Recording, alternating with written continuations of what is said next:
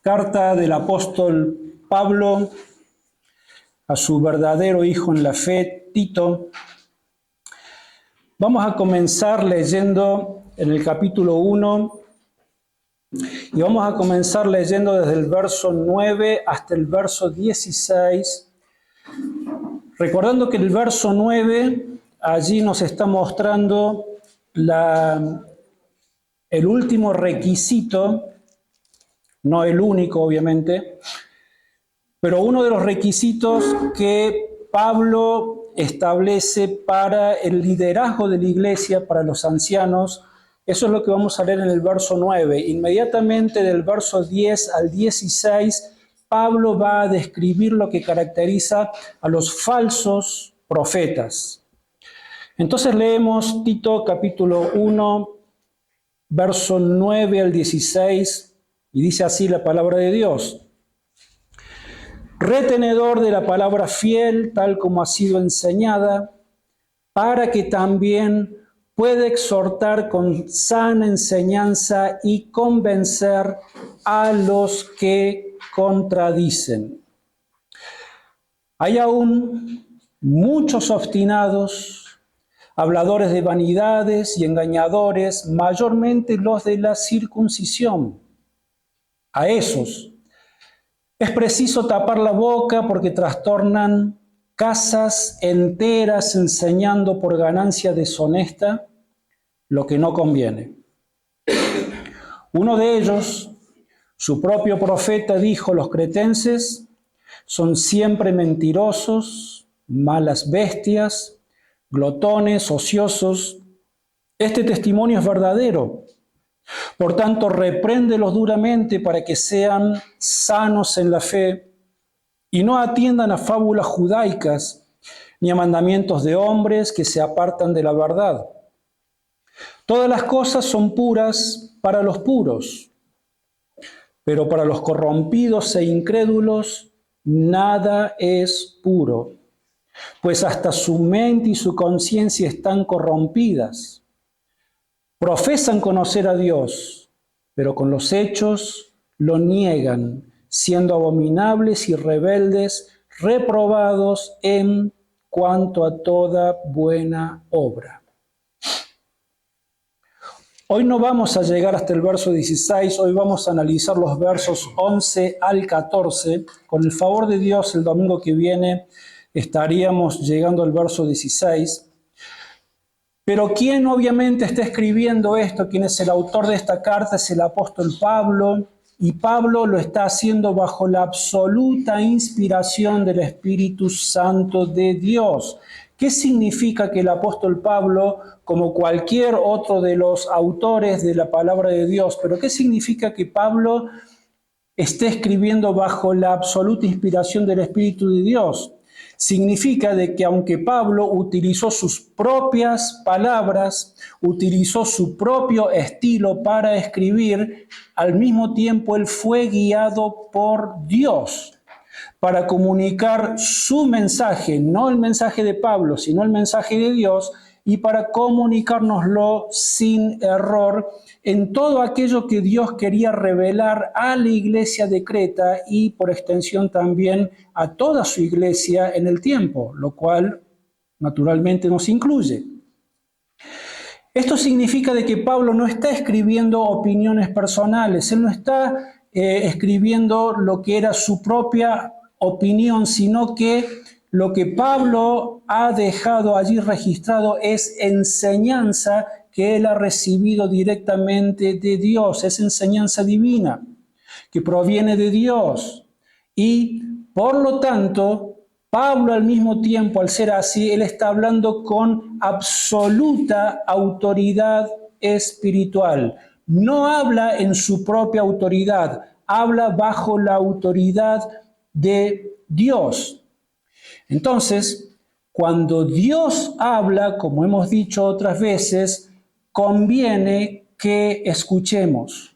Cuando Dios habla, conviene que nosotros prestemos mucha atención. Y lo que nosotros venimos escuchando en el estudio de esta carta a Tito es la preocupación que nace en el corazón de Dios por la salud espiritual de su iglesia. Y como hemos venido viendo en todos estos mensajes, la situación en la iglesia de Creta era muy, pero muy complicada, era realmente difícil. Y el riesgo que corrían era grande, y esta es la razón por la que Pablo, bajo la inspiración del Espíritu Santo de Dios, viene diciendo lo que nos viene diciendo, más los que nos habrá de decir, nos quedan todavía 2 capítulos más por delante. En esta sección a la que hemos llegado ahora, vemos de que había falsos maestros y que ellos se disfrazaban de personas piadosas, pero Pablo nos dice de que los falsos maestros, por algo más que se caracterizan, es porque ellos estaban siendo arrastrados por los mismos deseos pecaminosos de la cultura en la que vivían, allí en Creta. Estos falsos maestros eran arrastrados también por sus deseos carnales, por sus deseos egoístas, por sus deseos sensuales, y se aprovechaban de la ingenuidad de las personas y acechaban la salud de la iglesia y pervertían el verdadero mensaje del Evangelio, y esto hacía que llevara a las personas a que vivieran no una vida piadosa, sino todo lo contrario, una vida de impiedad. Entonces, ¿cómo es que Tito debía tratar este problema, más los dirigentes cristianos, aquellos pastores y ancianos a los cuales Pablo le había mandado a constituir en cada iglesia? ¿Cómo debía Tito y el liderazgo de la iglesia tratar y manejar con esta realidad que era tan, pero tan nociva para la iglesia? Y la exhortación que Pablo le viene dando es: Tito, debes confrontar a este tipo de personas. Debes confrontar a los falsos maestros. Debes confrontarlos a ellos y a sus errores, y hacerlo con la verdad de la palabra de Dios. Entonces nosotros dijimos el domingo pasado que nosotros podemos dividir este pasaje que hemos leído en 3 secciones. La primera sección, que fue la que analizamos el domingo pasado, es donde Pablo, desde los versos 9 al 10, nos da a entender de que los falsos maestros deben ser refutados. Primera sección lo estuvimos viendo el domingo pasado. La segunda sección ahora nos dice de que hay que taparles la boca y reprenderlos. De eso nos vamos a estar ocupando ahora. Y la tercera y última sección, que con el favor de Dios veremos el próximo domingo, hace referencia a la necesidad de ser claros a la verdad del Evangelio. Entonces analicemos la segunda sección, esta que dice de que a los falsos maestros hay que taparles la boca, y es lo que dice el verso 11, dice: a esos es preciso tapar la boca, porque trastornan las casas enteras, enseñando por ganancia deshonesta lo que no conviene. Lo que Pablo está diciendo es de que si es necesario, hay que dejar en evidencia el error de aquellos falsos maestros que se acercan a la iglesia de manera tal que nadie más quiera seguir escuchándolos. Hasta que ocurran 2 cosas. O bien se den por vencidos y se terminen yendo de la iglesia, ese sería el peor de los casos, o en el mejor de los casos, que ellos puedan entender, que ellos puedan arrepentirse y de que puedan rendirse a la verdad del Evangelio. Y de esa manera van a poder continuar en la iglesia, pero a donde hay un arrepentimiento verdadero de este tipo de posturas. Y lo que nosotros tenemos que tener mucho cuidado, porque la palabra de Dios permanentemente por todos lados nos dice que tenemos que defender la verdad. Lo estamos escuchando Pablo, quien de manera muy enérgica y muy contundente está diciendo a estos hay que taparles la boca. Tenemos que tener cuidado de no confundir esto con cuál debe ser nuestra actitud para confrontar, y sobre todo la del liderazgo de la iglesia, para confrontar este tipo de personas. Porque en ningún momento Pablo está hablando de la palabra de Dios, nos está diciendo, nos está incitando a que nosotros tengamos que comportarnos de manera tal vez violenta o agresiva con este tipo de personas. No nos está diciendo que seamos arrogantes, ni mucho menos. Al contrario, miren, si vamos a la segunda carta que Pablo le escribe a Timoteo, porque Timoteo también estaba teniendo problemas similares allí en Éfeso, donde Pablo lo había dejado como pastor para que también pusiera en orden varias cosas. En la segunda carta a Timoteo, capítulo 2, verso 23 al 26,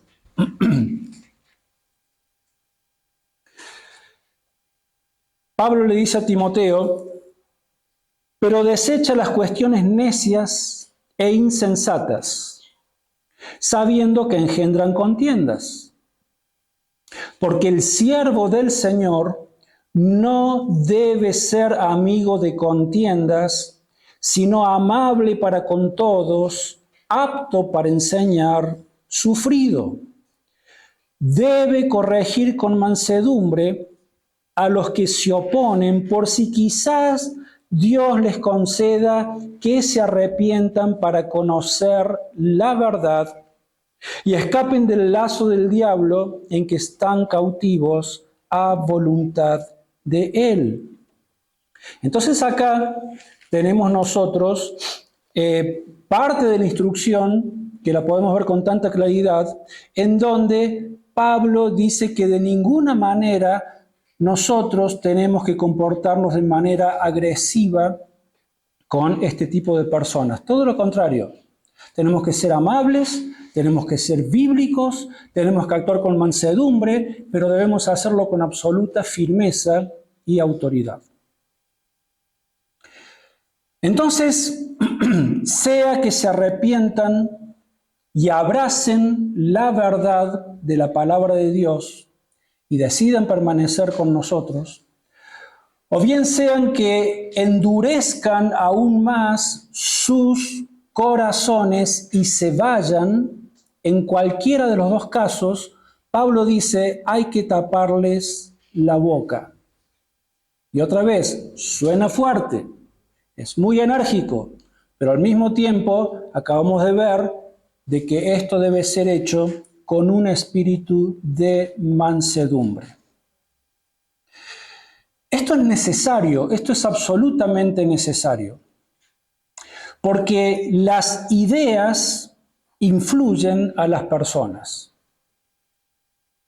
Y si se permite que la falsa enseñanza entre a la vida de la iglesia, lo que ocurre en la falsa enseñanza es de que tarde o temprano termina corrompiendo la vida de las personas en la iglesia. Y las alejan de Cristo, por más de que estén dentro de la iglesia y por más de que muchos hablen de Cristo, sin embargo la falsa enseñanza tiene la sutileza de apartar el corazón de una verdadera relación, comunión y una vida de santidad y de piedad que el Señor nos manda a tener con Él. Entonces la falsa enseñanza es lo que está pasando en Creta, aparta a las personas de una verdadera y real relación con el Señor Jesucristo. Y de una u otra forma, las vidas de estas personas terminan enredadas en algún tipo de vida pecaminoso. Es lo que está pasando en Creta y es lo que ha pasado en la historia de la iglesia en todos estos años. Ahora, fijémonos de que Pablo se está refiriendo a estos falsos maestros, se está refiriendo a estos herejes como que son personas que trastornan casas enteras. Viste que dice así en el verso 11, a estos es preciso tapar la boca porque trastornan casas enteras enseñando por ganancia deshonesta lo que no conviene. Acá Pablo, lo más probable es que él se está refiriendo a que eran casas de creyentes, hogares de creyentes que abrían las puertas de sus hogares para poder reunirse y allí aprender acerca de la palabra del Señor y demás y celebrar algún tipo de reunión o culto. Y lo que nosotros vamos a comenzar a ver en el capítulo 2 de Tito, y los invito a que vayamos allí y vamos a leer Tito capítulo 2, verso 1 al 4, vamos a ver de que el efecto de la falsa enseñanza va a poner en riesgo el diseño de Dios para la familia. Fíjense, inmediatamente después de que Pablo termina de describir el carácter de los falsos maestros en el verso 16, comienza el capítulo 2. Y verso 1 al 4 no es casualidad porque sigue con lo que sigue y dice: pero tú habla lo que está de acuerdo con la sana doctrina. Se dan cuenta que no está desconectado de lo que viene hablando. ¿Y qué dice? Que los ancianos sean sobrios, y acá no está haciendo referencia al liderazgo de la iglesia, no está haciendo referencia al anciano o el pastor, está haciendo referencia a aquellos hombres que ya son de edad avanzada y que están viviendo en sus hogares. Entonces dice que los ancianos sean sobrios, serios, prudentes, sanos en la fe, en el amor, en la paciencia.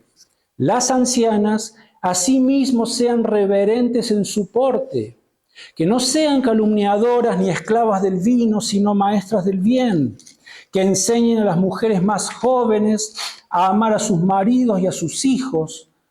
Bueno, después sigue, a ser prudentes, castas, cuidadosas de su casa, buenas, sujetas a sus maridos, para que la palabra de Dios no sea blasfemada. Verso 6, exhorta asimismo a los jóvenes a que sean prudentes, etc. ¿Se dan cuenta que Pablo está refiriéndose a todo tipo de edad de personas que viven en un hogar?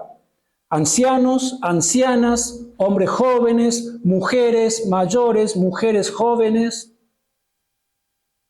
Entonces el punto es de que donde hay falsa enseñanza, si en la iglesia se deja entrar falsa enseñanza, pues entonces lo que va a correr riesgo es el diseño santo y sano de Dios para el hogar cristiano, para la familia. Y esto obviamente va a traer serios problemas y mucho dolor al corazón de los integrantes de esa familia. Porque afecta la vida piadosa de la iglesia. Porque donde hay familias fuertes, donde hay familias santas, donde hay familias piadosas que forman parte de la iglesia, ¿en qué va a resultar? En que la iglesia toda, o en su gran mayoría, va a ser más sana, va a ser una iglesia constituida por familias sanas, santas y piadosas. Cuando esto no ocurre, cuando las familias que forman parte de la iglesia no están viviendo en santidad, lo que van a traer a la iglesia es eso, es una falta de santidad, es una falta de una vida de piedad, y es eso lo que se va a reflejar en la vida y en las relaciones de las personas en la iglesia. Ahora, estamos hablando nosotros de familias que manifiestan conocer al Señor, que manifiestan ser del Señor. Obviamente que cuando hablamos de personas o de familias que no son del Señor y que llegan a la iglesia, obviamente que van a llegar con una carga de cuestiones no resueltas en sus vidas y por supuesto necesitan ser recibidos, necesitan conocer el Evangelio y a partir de allí el Espíritu Santo comenzará un proceso de santificación en la vida de estas familias. Pero cuando hablamos de familias que tal vez ya llevan muchos años en el Señor y todavía hay cosas que no están resueltas en medio del entorno familiar en donde todos ellos manifiestan ser de Cristo, porque pueden haber familias en donde algunos son de Cristo y otros no, eso se entiende, eso pasa.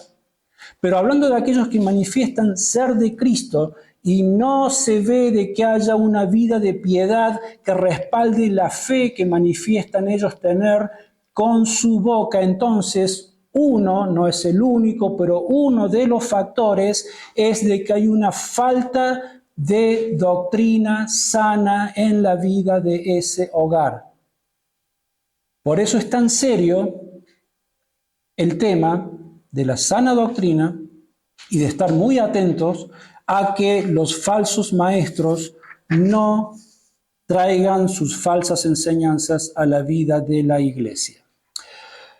El verso 12, por allí quizás, no sé si les pasa a ustedes, pero a mí sí me pasa, el más famoso de Tito 1:12, en donde dice de que uno de sus propios profetas se refiere a ellos mismos como que son siempre mentirosos, malas bestias, glotones, ociosos. Esto es lo que ocurría otra vez en la vida de la sociedad de la isla de Creta. No es muy diferente, detalle más, detalle menos, a lo que ocurre en la vida de nuestra sociedad, que como venimos viendo, influye a la vida de las iglesias. Pero ¿qué es lo que ocurre? Donde no hay sana doctrina, donde no se enseña a los maridos sana doctrina, donde no se enseña a los maridos a que deben amar y respetar y cuidar a sus esposas, así como Cristo ama a su iglesia, lo más probable es de que esos maridos se conviertan de alguna manera en esto que describe Pablo a los cretenses, de que se conviertan en malas bestias, en glotones y en vagos, en perezosos. Si no hay sana enseñanza, si no hay exhortación, si no se enseña lo que la palabra de Dios se enseña acerca del carácter del esposo cristiano, muchas veces lo más probable es de que se termine en este tipo de conductas. Al mismo tiempo, donde no se enseña, donde no hay sana doctrina, y donde no se enseña que las esposas aprendan a respetar a sus esposos y a sujetarse a ellos en el amor de Cristo, es muy probable también que ocurra lo que Pablo está advirtiendo, lo que acabamos de leer en el capítulo 2, los versos 1 al 5, 6. Es posible de que estas mujeres también se degraden a sí mismas y terminen siendo calumniadoras, esclavas del vino o de algún vicio, no siendo maestras del bien, no ministrando el corazón de las más jóvenes. ¿Se dan cuenta? ¿Por qué la advertencia? ¿Por qué Pablo está conectando la falsa doctrina de los falsos maestros con la vida piadosa de las familias de la iglesia?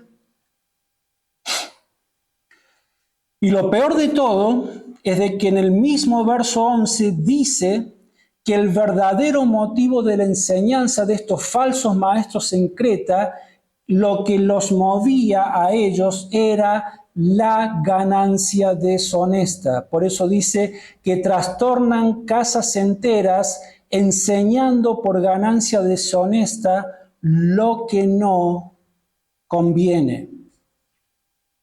Es decir, el propósito detrás de su falsa doctrina era sacarle plata a las personas de la iglesia. ¿Para qué? Para satisfacer sus deseos carnales, para satisfacer sus deseos sensuales. Toda reunión religiosa, todo culto, por más que se haga en el nombre de Dios o en el nombre de Cristo, donde el énfasis es siempre, siempre y siempre la colecta del dinero, lo más probable es que esté siendo guiado por falsos maestros. En los versos 13 al 14, Pablo ahora nos dice que estos también deben ser reprendidos. Verso 13 al 14 dice: este testimonio es verdadero, por eso repréndelos duramente para que sean sanos en la fe y no atiendan a fábulas judaicas ni a mandamientos de hombres que se apartan de la verdad. Entonces, primero dijo de que tienen que ser refutados. Después nos dice que debemos taparles la boca. Y ahora nos dice de que a ellos y a sus seguidores debemos reprenderlos, deben ser reprendidos. Esto es, deben ser corregidos. ¿Por medio de qué? Por medio de la fuerza y del peso de la verdad de la pura palabra de Dios. Es la única arma que tenemos nosotros para tratar con este tema. Porque esto es herejía. Ustedes saben que herejía básicamente implica dos cosas, dos tipos de conductas. La herejía, por un lado, es esto, es traer falsas doctrinas. Y la falsa doctrina produce todas estas cosas e incluye la división del cuerpo de Cristo, la división de la iglesia, formar grupos o llevarse un grupo de gente para empezar una nueva congregación y demás. Esto ha pasado y sigue pasando siempre. Entonces, herejía es traer falsa doctrina, pero también aquellos que causan divisiones en la iglesia son herejes. Y la herejía es un asunto muy, pero muy serio, porque es muy dañino, porque divide al cuerpo de Cristo y bajo ningún punto de vista nosotros tenemos que tomar a la ligera este tipo de situaciones. No podemos ni debemos dejarlo pasar por alto. Como dijimos hace algunos mensajes atrás, no debemos darle ni medio milímetro de lugar a ese tipo de conductas dentro de la iglesia, porque es como el cáncer, es como la gangrena. Si no lo confrontamos, eso comienza a crecer, crecer, crecer y termina matando al cuerpo. Es muy dañino. Pablo sigue hablando entonces en términos muy, pero muy enérgicos. Y ahora dice de que a estos hay que reprenderlos duramente. Y la idea sigue siendo la misma. No de manera agresiva, pero sí con la verdad, con autoridad, con mansedumbre, pero debemos proteger la salud espiritual de la iglesia y llevarlos al arrepentimiento y encaminarlos a la sana doctrina. ¿Para qué? Para que sean sanos en la fe, como lo dice Pablo. Y si esta es la exhortación, es porque es posible rescatar del error a los falsos maestros y también a sus seguidores. Y este tiene que ser el propósito principal. Por eso debemos hacerlo también en amor y en mansedumbre, porque lo primero que nosotros tenemos que tratar es de rescatar a esas personas que están viviendo en el error. Acompáñenme a la carta de Judas. Es muy fácil de encontrar porque está inmediatamente antes de Apocalipsis. Y allí Judas habla también de esta necesidad. Judas en su carta hace referencia a la necesidad de reprender la falsa enseñanza y al mismo tiempo intentar rescatar a los que son arrastrados por ella. Judas es un solo capítulo, así que vamos a leer los versos primero 3 al 4 y después 17 al 23. Entonces Judas, capítulo 1, verso 3 al 4, dice: Amados, por el gran deseo que tenía de escribiros acerca de nuestra común salvación, me ha sido necesario escribiros para exhortaros a que contendáis ardientemente por la fe que ha sido una vez dada a los santos. Porque algunos hombres han entrado encubiertamente, los que desde antes habían sido destinados para esta condenación, hombres impíos que convierten en libertinaje la gracia de nuestro Dios y niegan a Dios, el único soberano, y a nuestro Señor Jesucristo. verso 17 al 23, dice: Pero vosotros, amados, tened memoria de las palabras que antes fueron dichas por los apóstoles de nuestro Señor Jesucristo, los que os decían: en el último tiempo habrá burladores que andarán según sus malvados deseos. Estos son los que causan divisiones, viven sensualmente y no tienen al Espíritu. Pero vosotros, amados, edificándoos sobre vuestra santísima fe, orando en el Espíritu Santo, conservaos en el amor de Dios, esperando la misericordia de nuestro Señor Jesucristo para vida eterna. A algunos que dudan, convencedlos.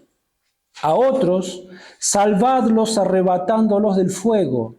Y de otros, tened misericordia con temor, desechando aún la ropa contaminada por su carne. Judas está haciendo referencia a tres tipos de personas que están siendo arrastradas por el error de la falsa doctrina. Entonces habla de los que dudan, habla de los que hay que arrebatar del fuego y de los que hay que tener misericordia. Los que dudan son aquellos que han sido víctimas de falsos maestros y que necesitan ser convencidos por la verdad. Necesitan que seamos misericordiosos con ellos. Necesitan que seamos pacientes con ellos porque evidentemente todavía no han llegado a una convicción firme en cuanto a su fe en el Señor Jesucristo y la vida eterna y están siendo arrastrados por falsas doctrinas de falsos maestros. El segundo tipo de personas son aquellos que están un poco más comprometidos con los errores que se les han enseñado y que necesitan ser arrebatados del fuego del infierno antes de que ellos se comprometan de manera total e irreversible con la falsa doctrina. Y el tercer grupo también necesita que seamos compasivos con ellos y misericordiosos con ellos, aunque estos son por allí el caso más grave. Porque son aquellos que ya están absolutamente involucrados en compartir, en enseñar, son justamente los falsos maestros, pero a estos también hay que ayudarlos, dice Judas, aunque al momento de hacerlos tenemos que tener mucho cuidado de no terminar nosotros siendo contaminados por su falsa doctrina. Por eso dice, de otros tener misericordia con temor, desechando aún la ropa contaminada por su carne. A esto se refiere, tengan cuidado, pero se nos manda a que podamos ayudar también a todas estas personas. En el siglo XVI hubo un hombre católico, muy católico, que después él se iba a convertir a Cristo e iba a ser uno de los reformadores, iba a formar parte del movimiento reformador del siglo XVI. Este hombre se llamó Hugo Latimer y él era un defensor implacable de las doctrinas de Roma, del Papa, del catolicismo romano. Y él amenazaba a la gente, era un hombre de un carácter muy duro, un hombre muy rudo, y causaba miedo, causaba terror a todo aquel que pretendiera desafiar las posturas doctrinales de Roma. Sin embargo, un hombre de Dios, piadoso, un joven, que se llamó Tomás Vilny, él pidió una entrevista privada con este Latimer y le explicó la verdad del Evangelio, y el resultado fue de que este hombre, increíblemente, terminó aceptando a Cristo.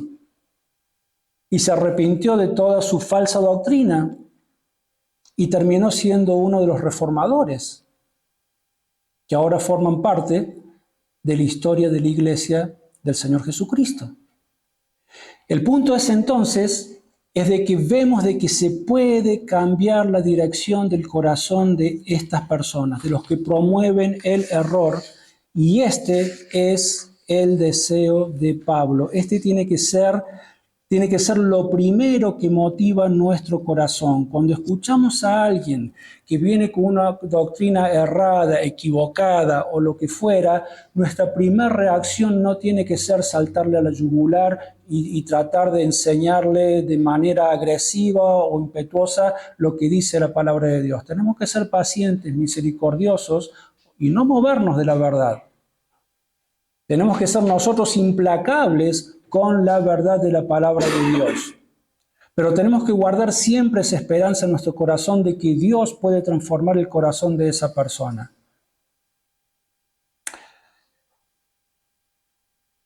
Ahora, teniendo en mente todo lo que hemos visto hasta aquí, creo que es bueno de que podamos hacer una síntesis en nuestras mentes de qué es lo que caracteriza, cuál es el retrato del falso maestro. Del mismo modo, vieron que hemos visto cuáles son las características del verdadero dirigente cristiano, de aquellos ancianos o pastores que son establecidos por Dios. Bueno, del mismo modo que Pablo nos ha mostrado cuáles son las características que debe reunir este hombre de Dios, bueno, del mismo modo, también es importante que tengamos una idea clara de qué es lo que caracteriza a los falsos maestros para saber a quiénes debemos evitar. Hablamos en primera instancia, debemos evitar su falsa doctrina, pero tener misericordia de ellos, aunque si su postura sigue siendo la de endurecer su corazón, bueno, entonces lamentablemente tendremos que evitar a su falsa doctrina y a la persona también en sí. Pero hay 4 cosas que se desprenden de nuestro pasaje, no son las únicas, hay otras más.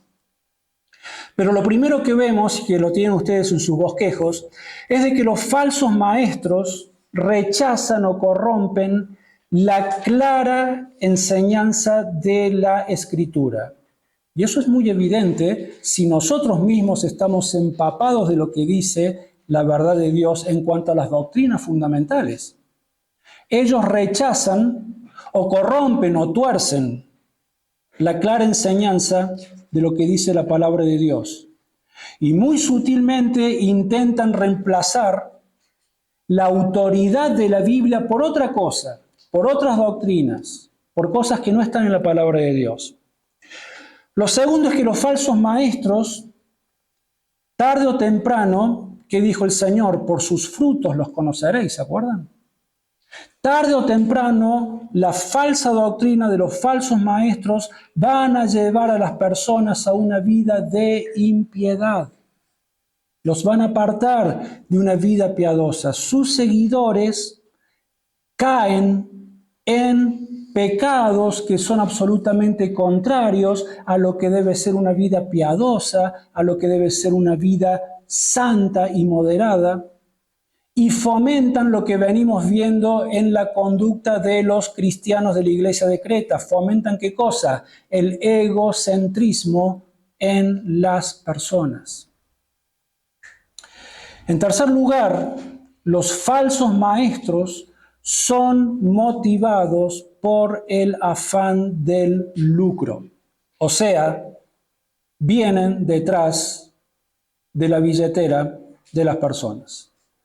Y van a inventar un montón de cosas para tratar de sacarle dinero a la gente con el fin de enriquecerse ellos mismos.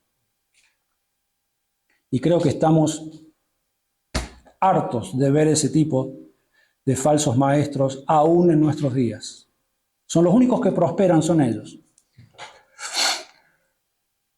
Y en cuarto lugar, los falsos maestros buscan operar fuera de la estructura del control de la iglesia local. Por eso la importancia de lo que Pablo está enseñando, no solamente Tito, no solamente lo vemos en la carta a Timoteo, lo vemos en el libro de los Hechos, lo vemos por todo el Nuevo Testamento. Esta estructura de autoridad que Dios establece en las iglesias, que de acuerdo a la iglesia puede ser por uno o más ancianos. Y estos son los encargados del control de la iglesia local. Obviamente toda la iglesia es responsable de velar por estas cosas, pero los primeros responsables son los ancianos y los pastores de la iglesia. Entonces los falsos maestros van a buscar operar fuera de esta estructura, van a tratar de evitar al liderazgo. Y entonces este último punto que estamos viendo tiene aplicación si cuando Pablo se refiere a que trastornan casas enteras, como dijimos, está hablando de los hogares, de las familias de la iglesia. Y como venimos viendo lo que estamos diciendo, una de las tareas principales del pastor, del anciano, del dirigente cristiano es el de refutar, el de taparle la boca a aquellos que traen falsas doctrinas, pues es muy, pero muy probable de que aquellos que se acercan a la iglesia con malas intenciones, con falsas doctrinas, con un espíritu de división o de herejía, que comiencen a visitar la casa de los hermanos. Cuando el pastor no está, cuando el pastor no ve, cuando el pastor no oye. O visitar, o enviar mensajes, o buscar hablar. Y no estamos diciendo de que no podamos recibir visita de los hermanos, pero tengamos mucho cuidado qué es lo que traen a nuestro hogar. ¿De qué vienen a hablar? ¿Con qué espíritu están viniendo? ¿Están tratando de venir para ser de bendición, para ser de edificación, para orar por la iglesia, para orar por el liderazgo, para orar por los hermanos? ¿O están viniendo a traer chisme, a traer queja, a traer murmuración, a estar quejándote todo el tiempo de las cosas que ocurren en la iglesia? Tengamos mucho cuidado. Porque los herejes, aquellos que vienen a causar división en la iglesia, lo que buscan es pasar por encima de la autoridad establecida por Dios en la iglesia para sembrar estas cosas en el corazón de los hermanos. Pues eso tampoco hay que permitirlo. Y no pasa mucho tiempo en que estas cosas salgan a la luz. Sin embargo, otra vez, una y otra vez. Pensemos en el mejor de los casos. Porque es una situación en la que nadie quiere estar. Esto de estar reprendiendo y estar corriendo a la gente de la iglesia no es algo agradable. Sin embargo, ocurre. Yo en mis años de ministerio, lamentablemente, he pasado por este tipo de experiencia. Y duele mucho en el corazón, porque uno ama a las personas y quiere que las personas se sumen. Entonces, otra vez, a pesar de que puede haber un tipo de caso como este, pues siempre tenemos que tratar de apuntar al mejor de los casos. Con los falsos maestros, con los que quieran traer división a la iglesia, o sus seguidores, nunca nos olvidemos que ellos pueden ser rescatados del error, necesitan ser rescatados del error. Entonces vamos a ministrar sus corazones con amor y la primera motivación es rescatarlo de ese tipo de actitud o de forma de vida. Es así. Entonces, ¿van a ser refutados? Sí. ¿Van a ser silenciados? Sí. ¿Van a ser reprendidos si es necesaria? Duramente, sí, porque así lo dice la palabra de Dios, pero al mismo tiempo lo vamos a hacer con amor y con misericordia para rescatar sus corazones. Y en el peor de los casos, cuando ya no dependa del dirigente cristiano, cuando ya no dependa de la iglesia, porque en cuanto de vosotros dependa, ¿qué dice la palabra de Dios? Estad en paz con todo el mundo. Pero cuando ya no depende de nosotros y el endurecimiento del corazón de esa persona persiste y persiste y persiste, pues Dios le ha dado autoridad a la Iglesia para tomar esa decisión drástica, que es la de no permitirle más la comunión o el ingreso a la Iglesia a ese tipo de personas, sabiendo, como vamos a terminar leyendo en Tito, capítulo 3, verso 10 al 11, que los tales se han pervertido, pecan y están condenados por su propio juicio. Tito, capítulo 3, verso 10 al 11 dice: al que cause divisiones después de una y otra amonestación, deséchalo, sabiendo que el tal se ha pervertido y que peca y está condenado por su propio juicio. Vamos a Dios en oración. Padre Celestial, Señor, una vez más, te damos gracias por tu palabra. Una vez más, te damos gracias porque encontramos, Señor, en estas preciosas cartas doctrinales todo, absolutamente todo lo que es necesario para la vida de tu iglesia. Nos has dejado absolutamente todas las instrucciones y no tenemos nada que inventar, pues todo está aquí. Te damos gracias por eso, Señor. Te pedimos que nos ayudes a ser sabios en todos estos asuntos. Te pedimos que nos ayudes a cada día tratar de llenar nuestra mente y nuestro corazón cada vez más y más con el conocimiento de tu palabra. Pero, Señor, que eso no produzca en nosotros arrogancia, ni que cuando llegado el momento de ayudar a alguien, confrontar a alguien con la verdad, no nos lleve a hacerlo de manera arrogante, sino que, Señor, lo podamos hacer con amor, como dice tu palabra, como lo hemos visto hoy, para tratar de rescatar al que está en el error y también, Señor, para cuidar la salud espiritual de tu iglesia. Te damos gracias, oramos en el precioso nombre del Señor Jesús. Amén. Nuestro cimiento y protección, en cada línea hay verdad y en cada página tu voz. Solo por fe venimos hoy, sin ningún mérito que dar, por tus promesas, oh Señor. Nuestra esperanza en Cristo está. Gloria, gloria, la gloria solo a Dios. Gloria, gloria, la gloria solo